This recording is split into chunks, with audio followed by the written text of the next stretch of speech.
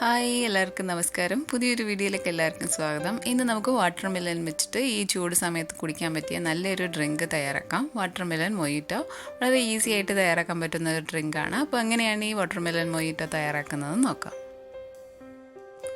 അതിനായിട്ട് ഞാനിവിടെ ഒരു തണ്ണിമത്തൻ്റെ ഒരു ചെറിയ പീസാണ് കട്ട് ചെയ്തെടുത്തേക്കുന്നത്. ഇനി ഒരു കത്തി വെച്ചിട്ട് അത് ചെറിയ ചെറിയ പീസുകളാക്കി നമുക്ക് കട്ട് ചെയ്തെടുക്കാം.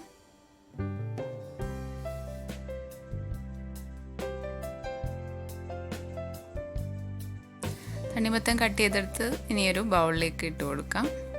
അപ്പോൾ ഇതുപോലെ ചെറിയ ചെറിയ പീസുകളാക്കി കട്ട് ചെയ്ത് എടുക്കുക. ഇപ്പോൾ നമ്മൾ തണ്ണിമത്തൻ എല്ലാ പീസും കട്ട് ചെയ്തെടുത്തിട്ടുണ്ട്.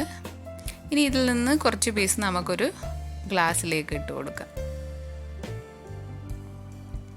അപ്പോൾ ഞാനിവിടെ ഗ്ലാസ്സിലേക്ക് ഒരു 10 തണ്ണിമത്തൻ്റെ പീസാണ് ഇട്ട് കൊടുക്കുന്നത്.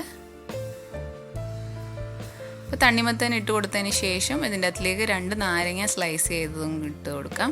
അതിൻ്റെ കൂടെ കുറച്ച് പുതിനയിലയും കൂടെ ചേർത്ത് കൊടുക്കാം. ഒരു 5-8 പുതിനയില മതിയാവും.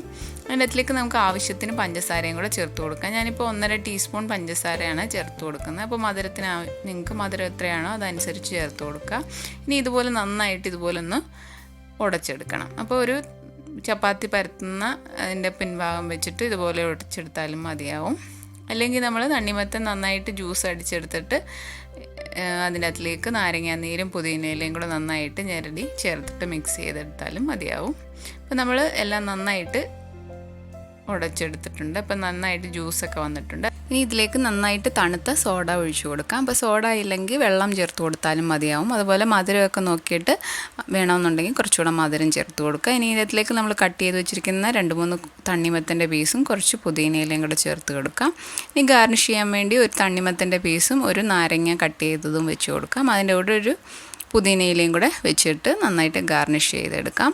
ഇനി ഒരു സ്ട്രോ ഇട്ട് കൊടുക്കാം. സ്ട്രോ ഇട്ടിട്ട് നമ്മൾ ആദ്യം നന്നായിട്ട് ഉടച്ചെടുത്ത് എല്ലാം കൂടെ നന്നായിട്ട് മിക്സ് ചെയ്യണം. അപ്പോൾ നമ്മൾ നന്നായിട്ട് മിക്സ് ചെയ്യുമ്പോൾ അതിൻ്റെ ഫ്ലേവറൊക്കെ ആ ഒരു ഡ്രിങ്കിൻ്റെ അതിലോട്ട് വരും. അങ്ങനെ വളരെ എളുപ്പത്തിൽ തയ്യാറാക്കാവുന്ന വാട്ടർ മെലൺ മൊയ്റ്റോ തയ്യാറായി. നിങ്ങളും ഈ ഒരു ഡ്രിങ്ക് ട്രൈ ചെയ്ത് നോക്കുക. അപ്പോൾ നിങ്ങൾക്ക് വീഡിയോ ഇഷ്ടപ്പെട്ട ശരണ്യാസ് റെസിപ്പി ചാനൽ സബ്സ്ക്രൈബ് ചെയ്യുക. പുതിയൊരു റെസിപ്പി ആയിട്ട് കാണാം. താങ്ക്